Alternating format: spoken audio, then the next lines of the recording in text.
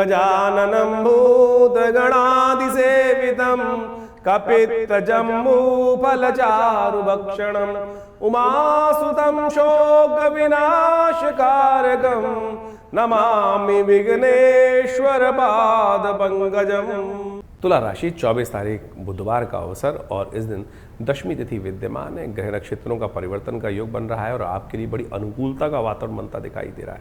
सूर्य नई शक्ति के साथ उदय होते दिखाई दे रहे हैं। आपके भाग्य में एकदम परिवर्तन का योग बनता दिखाई दे रहा है। अच्छी हिम्मत, अच्छे साहस, अच्छे जो विचारों के साथ चीज़ें उदय होने की तरफ जाती दिखाई दे रही है। यह आपके लिए बहुत अच्छा रहेगा। माँ गंगा का सुंदर प्रादुर्भाव प्राकट्य का दिवस है। जेठ की दशमी जिसको कहा जाता है, गंगा दशहरे का अवसर है।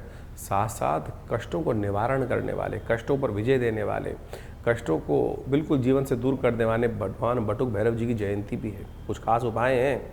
यदि जीवन में लगातार समस्याएं बनी हुई हों, ठीक हो नहीं रही हों, तो आप इनका दिव्य प्रयोग कर कर बहुत सारी समस्याओं को दूर कर सकते हैं। वो भी बताएंगे। लेकिन ग्रहों का खेल जो आपके लिए बन रहा है वो नई उम्मीद लेकर आता दिखाई दे रहा है। चीज़ों को आप अपने बाहुबल, अपने विश्वास से, अपनी सोची हुई योजना पर कार्य करने का प्रयास करें तो आपके लिए बहुत अच्छा रहेगा। इन दिनों जिद पर अड़ना आपके लिए ठीक नहीं है। आपकी बुद्धि, आपके शौर्य बल का कार्य करने का आपको प्रयास करना चाहिए। इन दिनों बुद्धि में चल रहे राहु कहीं ना कहीं थोड़ा सा आपको अंदर ऐसा भाव उत्पन्न कर सकते हैं कि मैं जो कह रहा हूँ वही ठीक है, उसके अलावा कोई संसार में कार्य नहीं हो सकता, जो मैंने समझ लिया है वही ठीक है, ऐसा स्थिति उत्पन्न कर सकते हैं। और बाहुबल भी ऐसा हो सकता है कि नहीं, मैं ही कर सकता हूँ अकेला। आप कोशिश ये करें, बहुत ज़्यादा मेहनत स्वयं ना करें, थोड़ा सा लोगों से काम कर लेने का प्रयास कीजिए, वो अच्छा रहेगा आपके लिए। इसलिए बुद्धि बल का प्रयोग करते हुए कार्य करें। माँ गंगा का सुंदर गंगा जल से स्नान करें। गंगा दशहरे पर कुछ खास उपाय रहते हैं, वो समझ कर लेंगे तो बहुत अच्छा रहेगा। वृद्धों के निमित्त इस दिन तर्पण आपको अवश्य करना चाहिए। पूर्वजों के निमित्त तर्पण करने से इस दिन कई प्रकार के दोषों से निवृत्ति प्राप्त करने का योग बन जाता है। 24 तारीख को दशमी तिथि है। गंगा दशहरा का योग इस दिन बनता है। शुक्ल पक्ष की, जो ज्येष्ठ की शुक्ल पक्ष की दशमी होती है, उसको कहा जाता है गंगा दशहरे का योग। लेकिन इस बार अधिक मास था तो जो दशमी थी वो पहले ही चली गई, तो शास्त्र के दृष्टिकोण से कई जगह इसको वर्णित किया गया है। जो गंगा दशहरा होता है वो अधिक मास में ही बनाना शास्त्र के दृष्टिकोण से है, क्योंकि और इस बार ऐसा योग भी था कि गंगा दशहरा के दिन, उस दिन बहुत सारे योग बनकर आ गए थे अधिक मास के अवसर पर, तो वही श्रेष्ठ था। लेकिन फिर भी गंगा दशहरा तो है, दशमी तिथि है, तो आप इस दिन सुंदर रूप से भगवान का स्तवन कर सकते हैं, माँ गंगा का स्नान कर सकते हैं। वो तो सदा कल्याण करने वाला योग बनाता है। दशमी तो है ही। दशमी तिथि जो है वो गंगा की उत्पत्ति की तिथि मानी जाती है, तो वह तिथि गंगा दशहरा की बन भी रही है। तो आप स्नान करें, सुंदर रूप से भगवान का, भगवती का ध्यान करें, पितरों के निमित्त तर्पण करें। इसके साथ साथ एक सुंदर योग और बनकर तैयार है, बटुक भैरव जयंती। भगवान बटुक भैरव कौन है? ये वो भयंकर भैरव है या कुछ और है? काल भैरव जिनको कहा जाता है, रुरु भैरव जिनको कहा जाता है, चंड भैरव जिनको कहा जाता है, कपाल भैरव जिनको कहा जाता है। भगवान भैरव के विभिन्न स्वरूप हैं। और ऐसे में यहाँ जो जयंती बताई गई है ज्येष्ठ के दशमी तिथि के शुक्ल पक्ष की दशमी को, वो कहेगी बटुक भैरव जयंती। कहा जाता है शास्त्र के दृष्टिकोण से अनेक अनेक भक्त हुए भगवान के। अभिलाषा अष्टक एक स्तोत्र है। एक ब्राह्मण थे काशी के अंदर, जिनको जीवन में जो मनवांछित सुख प्राप्त नहीं हो रहा था, संतान नहीं थी। कहा जाता है उन्होंने, स्कंद पुराण में ये कथा मिलती है, स्कंद पुराण के अंदर उन्होंने अभिलाषा अष्टक किसी ऋषि ने उनको दिया और उन्होंने उस अभिलाषा अष्टक का पाठ करके भगवान को प्रसन्न किया। कहा जाता है इस शुभ तिथि में साक्षात शिवलिंग से एक 8 वर्ष के बालक के रूप में उनको संतान प्राप्त हुई, जिनका नाम भैरव, वही बटुक हुए, बटुक के रूप में। तो आप सत्य माने, अद्भुत भगवान की कृपा प्राप्त करने का सुयोग है। ये भैरव स्वरूप वो है जो समस्त कल्याण करने का योग बना देता है। तो इस दिन विशेष तौर पर भगवान बटुक भैरव को प्रसन्न करने का हमको यथाउचित भाव से प्रयास करना चाहिए। बड़ा सौम्य स्वरूप है। जीवन में यदि कहीं ना कहीं कोई बंधन का भय हो, जीवन में कहीं ना कहीं कुछ अनिष्ट का भय हो, दुस्वप्न दिखाई दे रहा हो, बार बार कोई ना कोई स्वप्न परेशान कर रहा हो, व्यक्ति रात को जाग जाता हो, कोई कष्ट का निवारण होने का योग ही ना बन रहा हो, तो ऐसे में कहा जाता है कि इस भगवान बटुक भैरव को दूध से स्नान कराकर, भगवान बटुक भैरव को जो है खीर की आहुति दी जाती है। खीर की मालपुओं की आहुति, मीठे पुए जो आटे के पुए बनते हैं उनके द्वारा, उनका मंत्र है विभिन्न प्रकार से कर कलित कपाला कुंडली दंडपाणी तरुण देव नीलो व्याल यज्ञोपवीति कृत समय सुपर्या विघ्न विच्छेद हेतु जयति बटुकनाथा सिद्ध साधकानाम।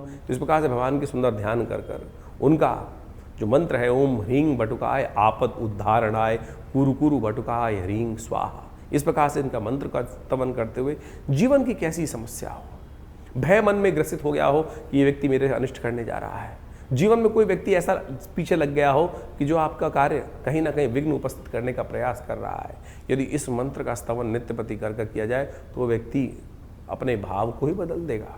इस प्रकार का सुंदर भाव है। हजारों बार हमने इसका प्रयोग करके देखा। कई बार ऐसे भी दुष्ट व्यक्ति मिल जाते हैं जो कहीं ना कहीं अनिष्ट कार्य करने की तरफ प्रवृत्त होते हैं, मानते ही नहीं हैं। तो ऐसे में ये मंत्र अद्भुत रूप से उनके ऊपर अपना चमत्कारिक प्रभाव उत्पन्न करने के योग दे देता है।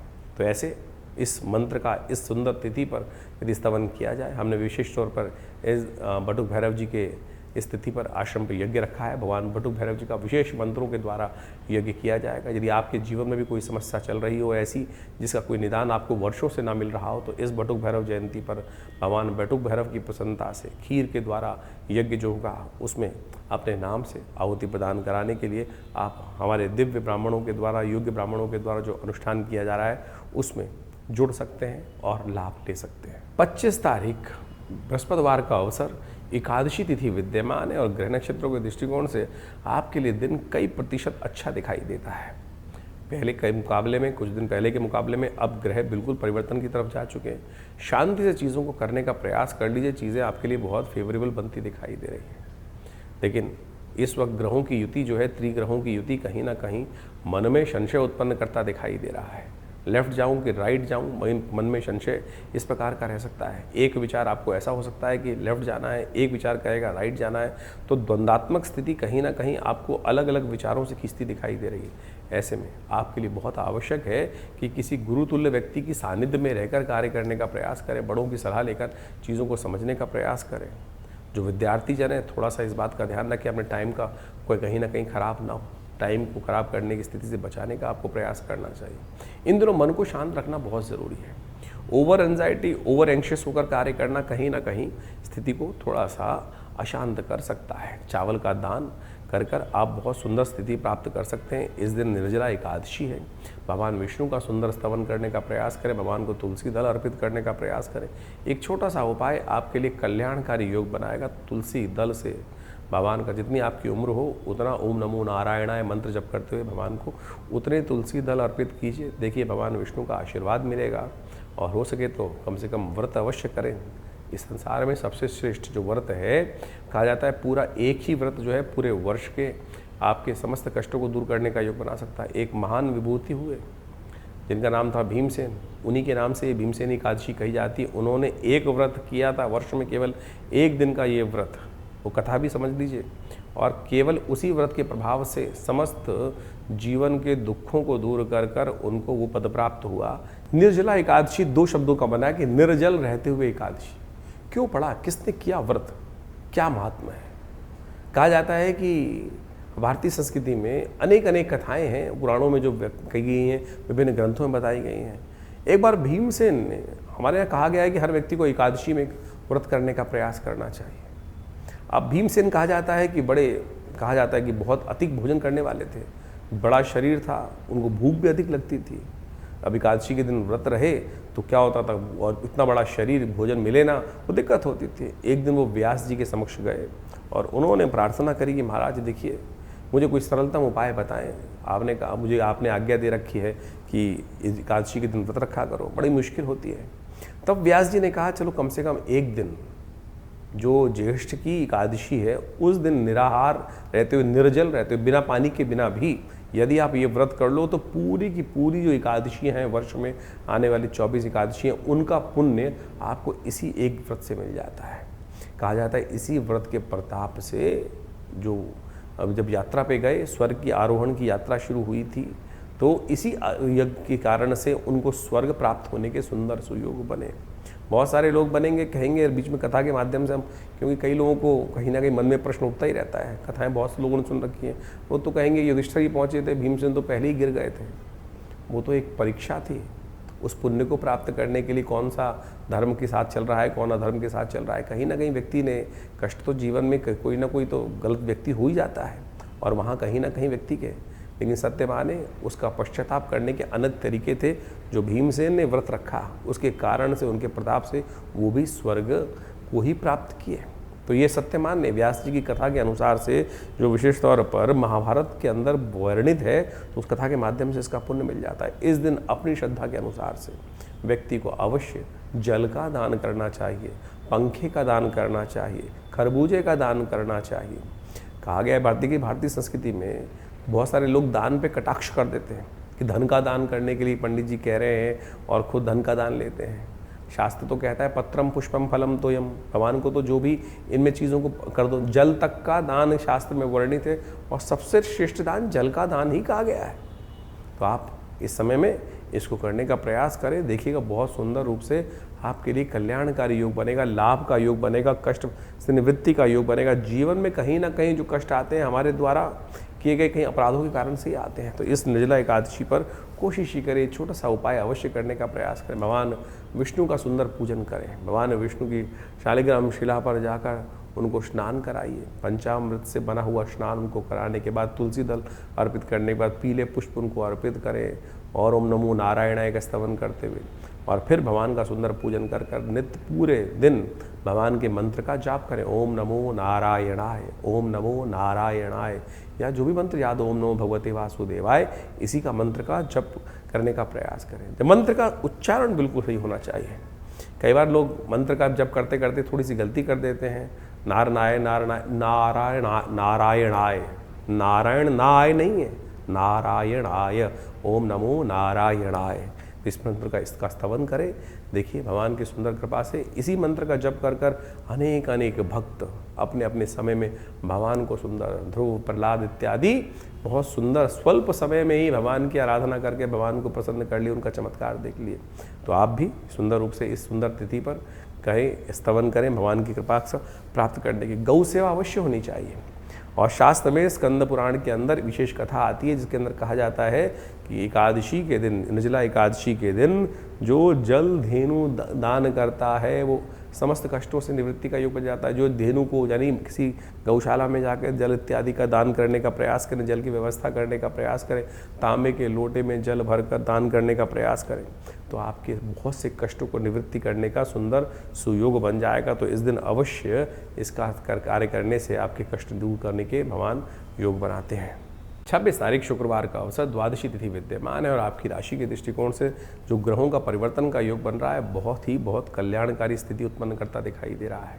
थोड़ा सा आशीर्वाद चाहिए, चीज़ें आपकी मेहनत रंग लाती दिखाई दे रही है। चीज़ें आपके लिए यदि बड़ों का घर का सानिध्य मिल जाए, बड़ों का आशीर्वाद मिल जाए, तो आने वाले 3-4 दिन आप पूरी तरह से अपने नाम कर सकते हैं, ऐसा योग बनता दिखाई दे रहा है। इस समय आपकी राशि में केवल एक ही चीज़ चाहिए कि आपसे बड़ों का, घर के बड़ों का आपके प्रति थोड़ा सा निष्ठा, आपका समर्पण, आपको उनका आशीर्वाद लेकर जो भी कार्य करोगे, घर के बड़ों का, जी हाँ, एक ही स्थिति है, कम से कम उनका आशीर्वाद फ़ोन से ही लेने का प्रयास कर लो। कई लोग कहते हैं हम बहुत दूर रहते हैं, आशीर्वाद कैसे लें? अरे फ़ोन पे उनका आशीर्वाद लेकर प्रणाम कर कर आप जो भी कार्य आरंभ करोगे, शर्त लगा लो आपकी राशि के दृष्टिकोण से ऐसा योग बन रहा है कि उसमें विजय आपको मिलती दिखाई देगी, और उसके द्वारा यदि उनके अनुसरण में चलोगे तो चीज़ें आपके बहुत फेवर में जाती दिखाई दे रही। शुक्रवार का अवसर है, और ये आपकी राशि के दृष्टिकोण से धन समृद्धि का योग बनाकर तैयार कर रहा है ग्रहों का परिवर्तन। एक दिन इस दिन चंपा द्वादशी है, चंपक द्वादशी से बोला जाता है। तो चंपक द्वादशी के दिन यदि भगवान शंकर का पूजन करते हुए उन्हें सुगंधित पुष्प अर्पित किए जाए, इन दिनों मोतिया, चंपा, बहुत सारे पुष्पों की जो इसमें क्या होता है कि बाज़ार में बहुत सारे आ रहे होते हैं, गर्मी का मौसम है, चंपा के पुष्प बहुत सुंदरता से खिल रहे हैं। ओम नमः शिवाय कहते हुए भगवान को अर्पित करें, भगवती महालक्ष्मी को अर्पित करने का प्रयास करो। देखो लक्ष्मी कृपा प्राप्त करने के सुंदर सुयोग बनेंगे।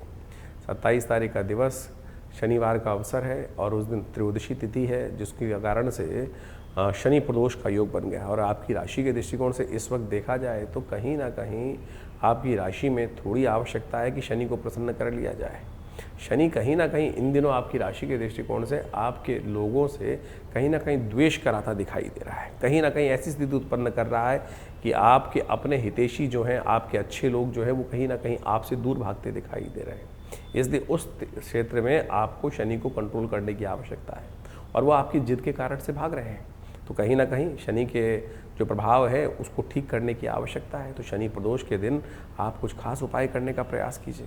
आपकी राशि के दृष्टिकोण से शनि प्रदोष को ठीक करने के लिए शनिवार के दिन जब प्रदोष पड़ जाए तो कुछ खास उपाय करने का प्रयास करना चाहिए। कई शास्त्र में उपाय लिखे हुए हैं। सुगंधित तैल भगवान को अर्पित करना आपकी राशि के दृष्टिकोण से ऐसा छोटा सा उपाय है जिससे भगवान की प्रसन्नता प्राप्त हो जाती है। इत्र, सुगंधित तेल, उसके द्वारा भगवान के मंत्र को जप करते हुए त्र्यंबकम यजामहे सुगंधिम पुष्टिवर्धनम उर्वारुकमिव बंधनान् मृत्योर्मुक्षीयमामृतात्, इस मंत्र का जप करते हुए भगवान शंकर पर एक सुगंधित पुष्प या सुगंधित तेल अर्पित करने का प्रयास करें। भगवान की कृपा से शनि आपके अनुकूल होंगे और जो दूर जाते हुए मित्र हैं वो आपके साथ कहीं ना कहीं पुनः जुड़ने का रास्ता अपना सकते हैं। शनि प्रदोष का इतना सुंदर प्रभाव है, उसको भी समझ लीजिए। शनि प्रदोष का एक ऐसा दिवस है कि जो शनि जब त्रयोदशी शाम को पड़ जाए तब ऐसे में प्रदोष योग बना होता है और शनिवार के दिन पड़े तो शनि प्रदोष बन जाता है।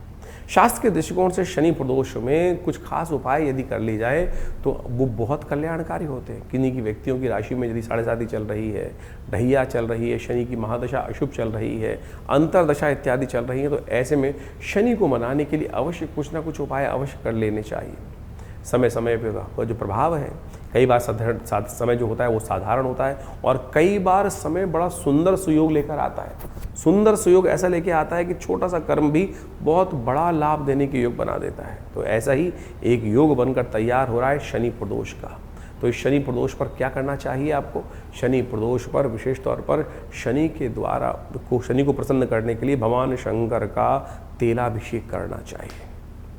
तिल का तेल लेकर भगवान शंकर पर ओम शन्नो देवी रविष्ट्रयापो भवन्तु पीतये शन्नो रविष्ट्रवन्तु नः, इस मंत्र को यदि संपुट लगाकर यदि आप विशेष तौर पर रुद्राष्टाध्यायी के मंत्रों के साथ इस संपुट युक्त मंत्र से यज्ञ अभिषेक करें, यज्ञात्मक जो अभिषेकात्मक यज्ञ करें तो कहा जाता है भगवान शंकर की कृपा से आपके बहुत से कष्ट निवृत्त करने के सुंदर सुयोग बन जाते हैं। तो इस स्थिति का लाभ अवश्य लेने का प्रयास करें, क्योंकि शनि को मनाओ, सदा सुख पाओ। शनि स्तोत्र का पाठ करो और ऐसे में एक कार्य और भी कर सकते हैं आपकी राशि के दृष्टिकोण से जो आपके लिए बड़ा विशेषकारी लाभकारी रहेगा। शनि को प्रसन्न करने के लिए शनि का दिव्य धागा धारण करने का प्रयास करें। शनि का धागा जो होता है, यदि शनि प्रदोष के दिन मंत्र से सिद्ध कर इस शनि के मंत्रों से सिद्ध कर ओम प्रांग प्रींग प्रोंग से शनिश्चराय नमः इसको धारण कर लिया जाए तो कहा जाता है शनि के तमाम दोष, चाहे 7.5 में चल रहा हो चाहे कुछ भी हो, रक्षा कवच की तरह कार्य करता है। शनि जो विभिन्न राशियों में विभिन्न प्रकार के प्रभाव उत्पन्न करते हैं, तो यदि शनि का ये धागा पैर में बांध लिया जाए शनि के मंत्र से जप करा हुआ तो व्यक्ति की चाल बिगड़ती नहीं है, क्योंकि शनि सबसे पहले जो प्रभाव उत्पन्न करते हैं वो चाल ही बिगाड़ते हैं। जब चाल बिगाड़ते हैं तो फिर धीरे धीरे सब शरीर भी विकार हो जाता है और स्थिति भी खराब हो जाती है, मन भी विकार युक्त हो जाता है, बुद्धि भी विकार युक्त हो जाती है। तो अपनी चाल को सुधारने का प्रयास करें। शनि के मंत्र से सिद्ध किया हुआ ये धागा अवश्य धारण करने का प्रयास करें। हमने आश्रम में शुद्ध ब्राह्मणों द्वारा शनि के स्तोत्र का पाठ करके, शनि के बीज मंत्रों का पाठ कर इन शनि के धागों को सिद्ध किया जाता है। और आप जो भी किसी बच्चे को बहुत डर लगता है, किसी बच्चे के जीवन में नज़र बहुत लग जाती है, बार बार उसकी नज़र उतारनी पड़ती है, कहीं बच्चे सीधे लोग व्यक्ति बिल्कुल सीधी चाल पे चलते हुए कहीं ना कहीं वक्त अपने आप खराब हो जाता है, हो सकता है नज़र लग जाए। तो ऐसे में भी ये शनि का धागा अद्भुत रूप से कार्य करता है। तो इसका सहयोग लेने का प्रयास कीजिए, कल्याण होगा, कष्ट दूर करने का योग बनेगा। शनि प्रदोष पर तमाम शनि के उपाय यदि करेंगे तो बहुत शुभ आपके लिए योग बनेंगे। 28 तारीख रविवार का अवसर है, चतुर्दशी तिथि विद्यमान है, सर्वार्थ सिद्ध योग लेकर ये तिथि आती दिखाई दे रही है। और आपकी राशि के दृष्टिकोण से ग्रहों का योगा योग जो बन रहा है वो कहीं ना कहीं आपके लिए अकेले ही आप 100 के बराबर दिखाई देते हैं। इस वक्त युक्ति युक्त तरीके से कार्य करने की ज़रूरत है और आप कहीं भी किसी काम में पीछे हटने वाले नहीं दिखाई देते। हाँ, एक समस्या इन दिनों आपकी राशि में चल रही है कि आप बोल ज़्यादा रहे हैं, काम कम कर रहे हैं। ज़्यादा बोलना इस वक्त आपकी राशि के दृष्टिकोण से कहीं ना कहीं आपके लिए हितकारी नहीं रहेगा। कहीं ना कहीं आपके पीछे कहीं ना कहीं आपका मजाक उड़ता दिखाई दे रहा है। लोग कहीं ना कहीं बड़बोला या कहीं ना कहीं और कोई नेगेटिव शब्द आपके लिए बोलते दिखाई देंगे। इसलिए कम बोलो, शुभ चुप रहो और अपनी बातों को गुप्त रखते हुए कार्य करने का प्रयास करो। जितना गुह्य रखेंगे अपनी बातों को, उतना आपकी सफलता के प्रतिशत इन दिनों बढ़ते दिखाई दे रहे हैं। शत्रु आपका कुछ नहीं बिगाड़ सकते, लेकिन कहीं ना कहीं आप स्वयं ही जाकर अपने भेदों को खोलते दिखाई दे रहे हैं और कहीं ना कहीं उसी कारण से आपकी कमियां जो हैं वो सामने आती दिखाई दे सकती हैं। इसलिए उनको सिद्ध करने का प्रयास करो। थोड़ा सूर्य को बल देने की बहुत ज़रूरत है। इन दिनों आपकी राशि के दृष्टिकोण से सूर्य को थोड़ा बल देना आपके लिए बड़ा कल्याणकारी रहेगा। बहुत ज़्यादा मीठी मीठी बातें लल्लो चप्पो करना, कहीं ना कहीं आउट ऑफ द वे जाके लोगों की हेल्प करना या दोस्ती में कहीं ना कहीं बियॉन्ड जाके फंस जाना, ये ध्यान रखना कुछ दिन के लिए रहेगा।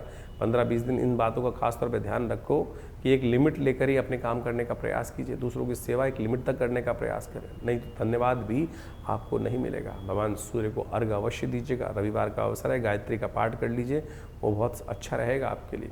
29 तारीख का दिवस सोमवार का दिन है, पूर्णिमा के साथ में योग लेकर आया है। सत्यव्रत इसी दिन रहेगा और ग्रह परिवर्तन करने की तरफ रात को चले गए हैं और जो परिवर्तन कर कर योग बना रहे हैं उसका प्रभाव भी समझ लीजिए। आपकी राशि के दृष्टिकोण से जो ग्रहों का परिवर्तन हुआ है वो कहीं ना कहीं थोड़ा स्वार्थ आपको बनना पड़ेगा। बहुत ज़्यादा उदार हृदय बनकर कहीं ना कहीं लोग आपकी जेब खाली करवा लेंगे, इस बात का ध्यान रखना। इसलिए कहीं ना कहीं अपनी बातों को इस बात का ध्यान रखें कि अपने जो लोग सामने उनको ना करना सीखें।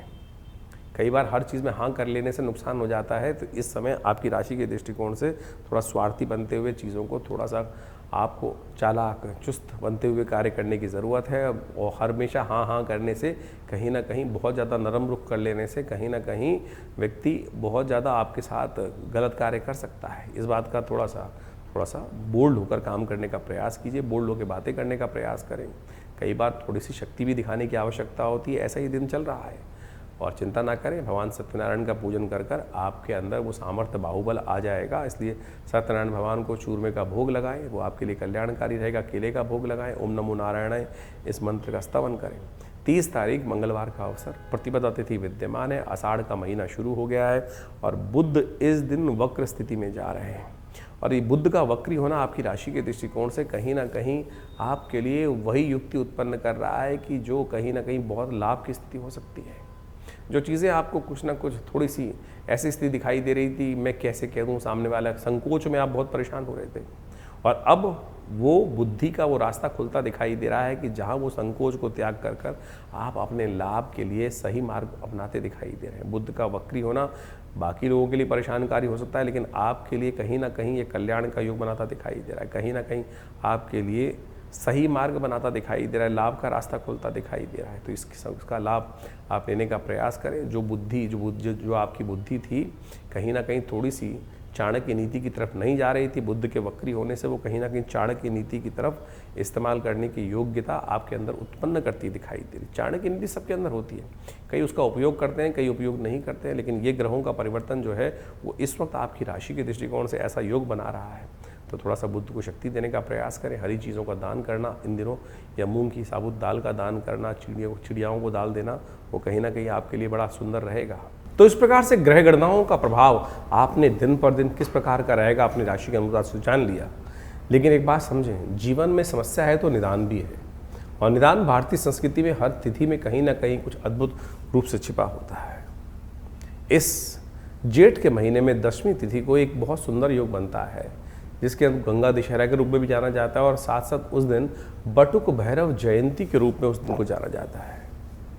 जैसा हमने आपको बताया अभी बटुक भैरव जयंती के बारे में, सत्य माने बटुक भैरव जयंती एक ऐसा अद्भुत दिवस है कि जिस जीवन में हम आमतौर पे भैरव का नाम सुनते ही लोगों के मनोमस्तिष्क में एक बड़ी भयावह सी आकृति आती है, और उसके संबंध में लोगों ने कई कथा विचित्र तौर पर काल भैरव के रूप में उपस्थित कर रखी हैं। रुद्र भैरव, रुरु भैरव, चंड भैरव, इस प्रकार से अनेक भैरवों के स्वरूप बताए गए शास्त्र के अनुसार से। लेकिन ये भैरव जयंती जो है वो बटुक भैरव जयंती है। ये बटुक भैरव जयंती वो जयंती है कि जिसके अंदर अभिलाषा अष्टक का पाठ कर कर एक ब्राह्मण ने भगवान शिव से प्रार्थना कर कर एक संतान को प्राप्त किया था। और कहा जाता है कि इस ज्येष्ठ मास की दशमी के दिन में साक्षात शिवलिंग से 8 वर्ष के बालक के रूप में भगवान बटुक भैरव जी की उत्पत्ति हुई। और ये बटुक भैरव भगवान जो है समस्त अनिष्टों को जीवन में के जो है वो समाप्त करने वाले हैं, भयों को दूर करने वाले हैं।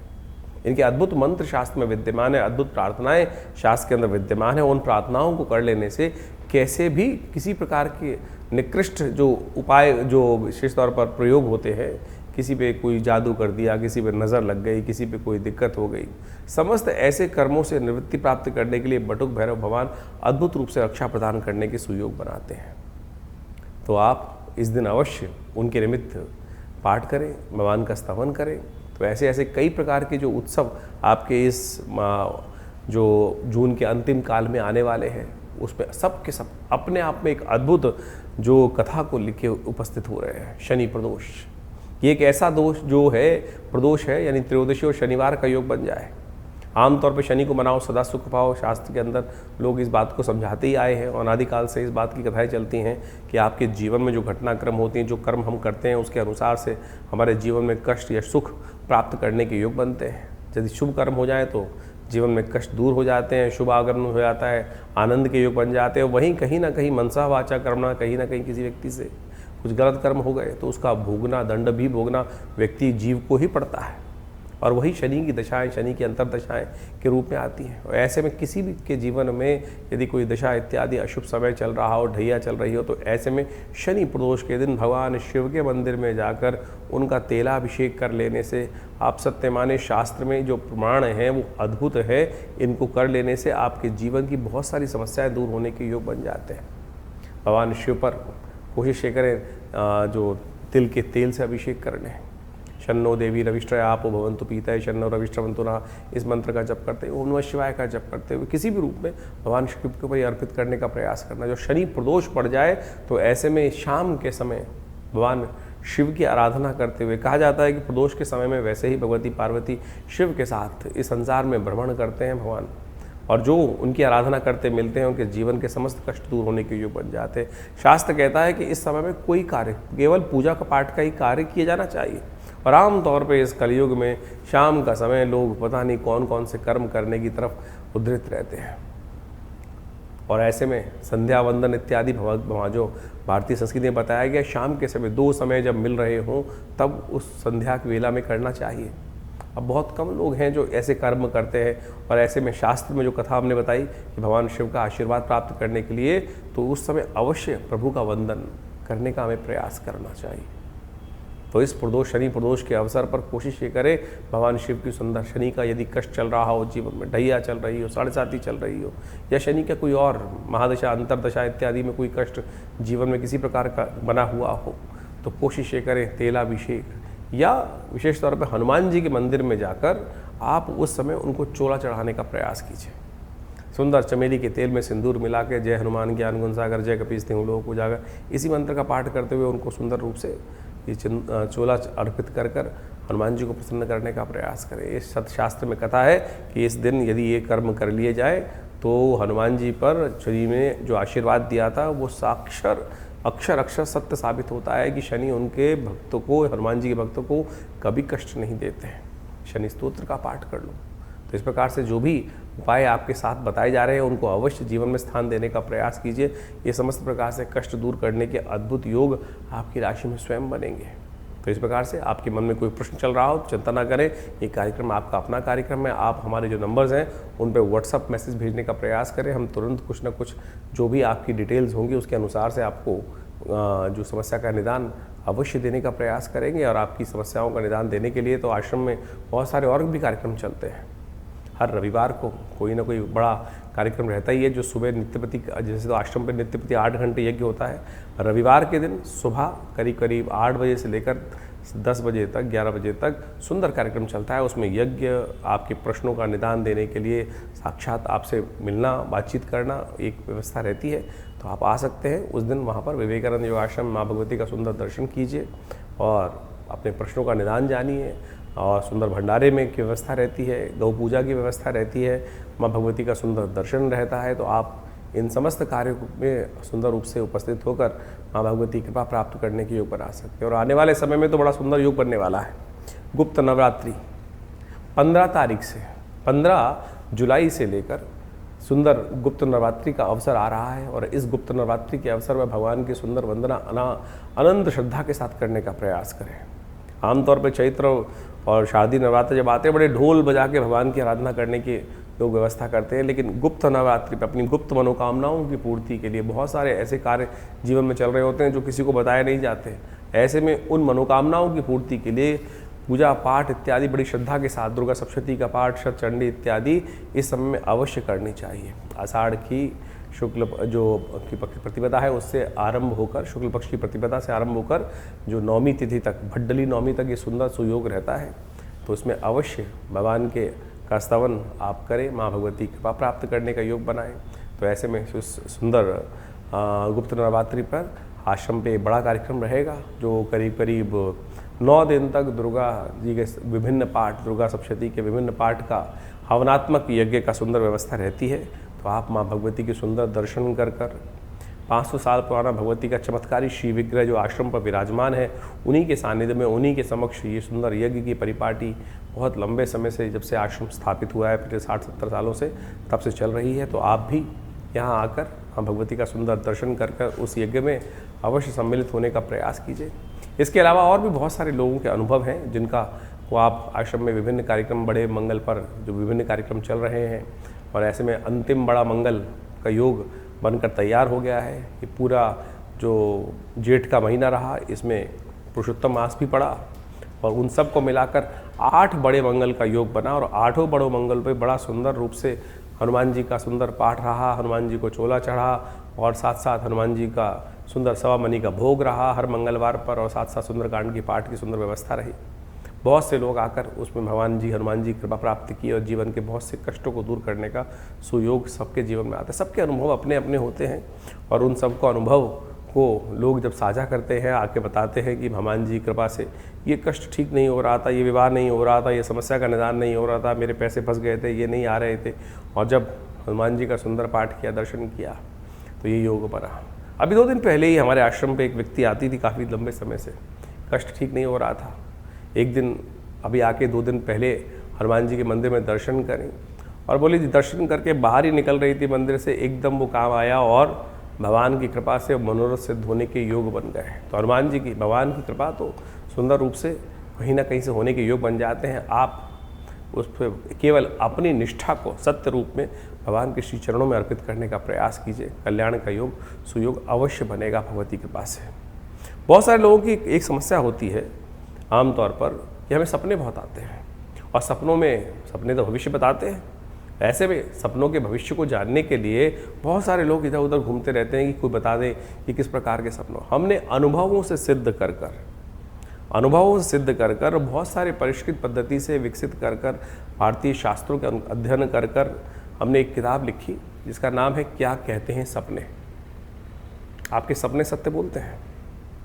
आपको रामचरितमानस के अंदर वो आख्यान याद होगा कि जिसके अंदर त्रिजटा ने एक सपना देखा, सपने वानर लंका जारी, और जिस प्रकार से वो जो घटना सपने में देखी त्रिजटा ने, वो सत्य साबित हुई।